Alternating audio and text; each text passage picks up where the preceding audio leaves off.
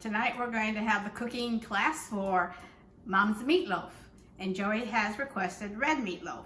I like red and I like brown, but the family all likes red, so tonight we're doing some red meatloaf. The first thing I do is I shred up some bread, because I like my own breadcrumbs only. So that'll go inside the blender. Let's see if I can put it all in there at once and do it.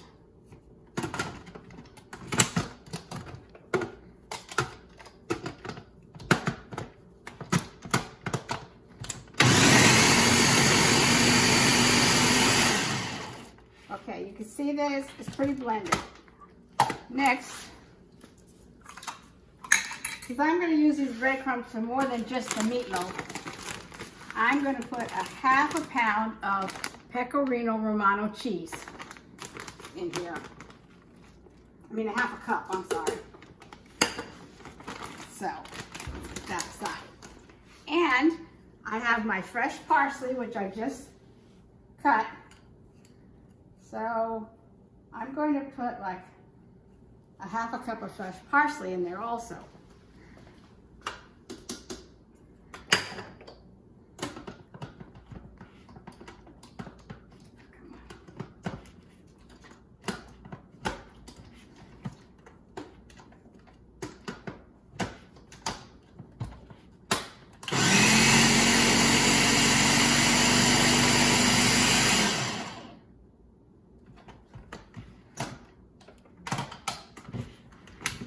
So I'm going to put the dry ingredients into this.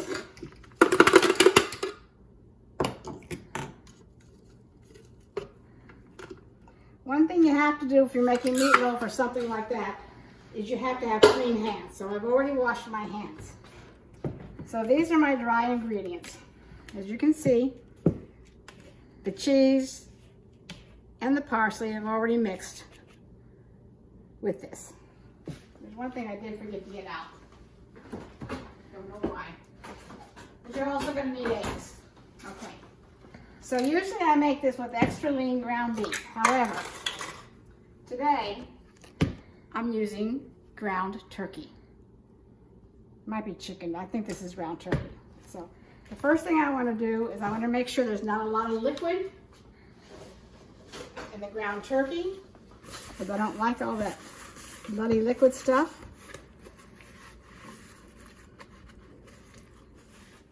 So I'm going to take as much of it out as I can and throw it in the garbage. Okay. The next thing I'm going to do is I have a, where's the one I had out? Okay, oh, here it is.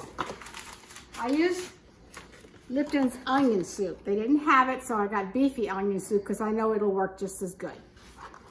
I use this in a couple of things. Usually years ago I would cut up onions, but now this has so much flavor that I started using this. So I'm going to add this to my breadcrumbs. And I'm going to mix it real good.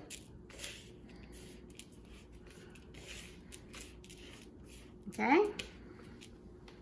The next thing I'm going to do is take one egg, and depending on how much this makes, this is a heaping half a cup of breadcrumbs. So let's start out with that, and we're going to mix it. I see why you need your hands clean. And I can tell right now that I need another half.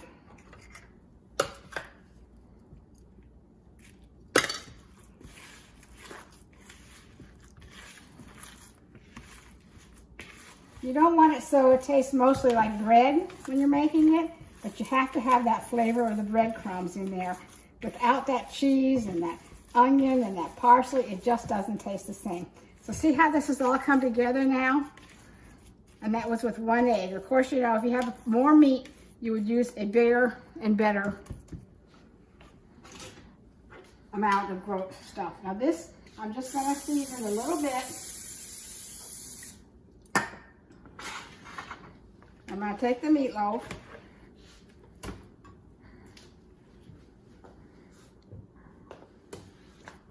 I don't make a big meatloaf anymore. When the kids were little and I cooked for the whole household,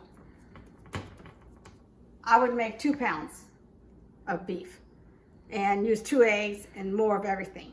But since this is just Joey and I'm just gonna make this. Let me wash my hands real quick. Okay, the next thing I do is I use any kind of tomato soup. I prefer Campbell's, but they didn't have it, so I grabbed the only kind they had, and I think this is Publix brand. They really all taste the same. So you have to reconstitute this. You can't use it straight from the can when you're using it for meatloaf. And I can't get it, okay. I don't have very much strength in my hands, so consequently. Okay, we're going to use the blender again because I want to reconstitute this. So I'm going to get like half a cup of water for this. And then I'll check to see how it is as far as the consistency before I,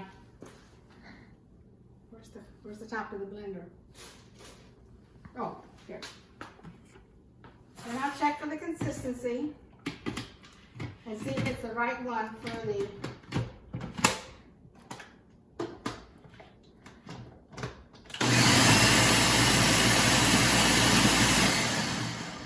This is the easiest and quickest way to reconstitute anything. It could actually have a little more water if you wanted it to, but as you can see, it's probably okay. So we're going to pour this over the meatloaf.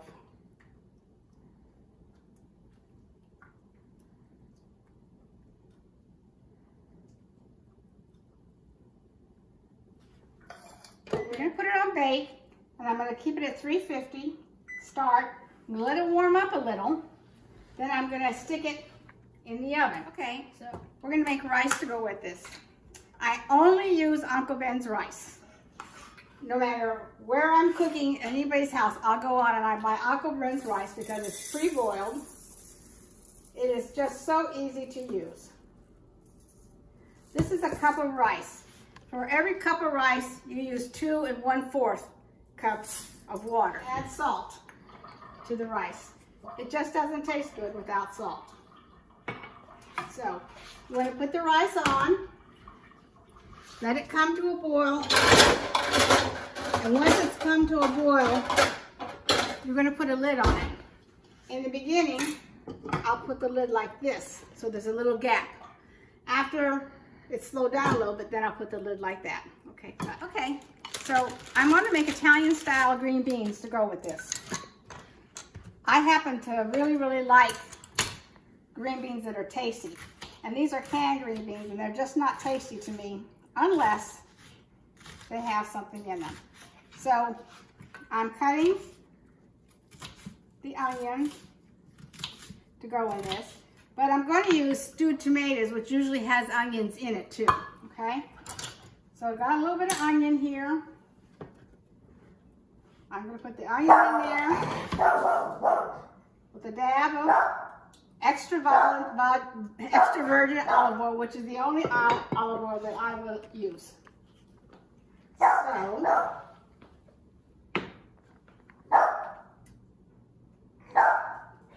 that's going to start cooking a little bit. I'm high right now only because I want the onions to get a little golden. You know, when you cook onions to season anything, you have to saute them to release the oils and the flavor in them, so you have to cook them until they're golden brown. If you cook them so they're more than golden brown and they get dark brown, they're bitter. So you want to be careful you watch your onions always when you cook it, because bitter onions taste terrible if you put them in anything. So golden brown is the key when you fry onions, and they add flavor to almost anything. You can kind of smell the onions because they give off a really good, I like the aroma very much. To me, when I smell frying onions and garlic, I think of my Nana and her cooking, because she cooked so many things with onion and garlic. But as you can see, I'm keeping an eye on them. They're not golden yet, but they will be. Move them around so that they continue to move and they don't settle in one place, because if they do, then they will burn. And this is a dish that I really like.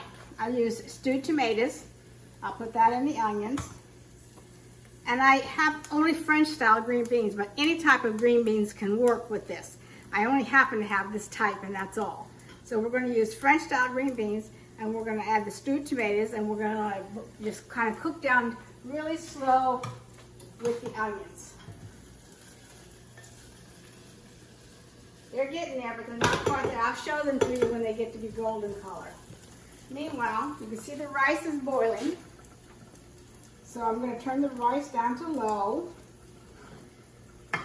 I'm going to put that like that just for a little while so that I can keep an eye on it, because I don't want it to cook too soon before the meatloaf, and I don't want it to stick to the bottom of the pan.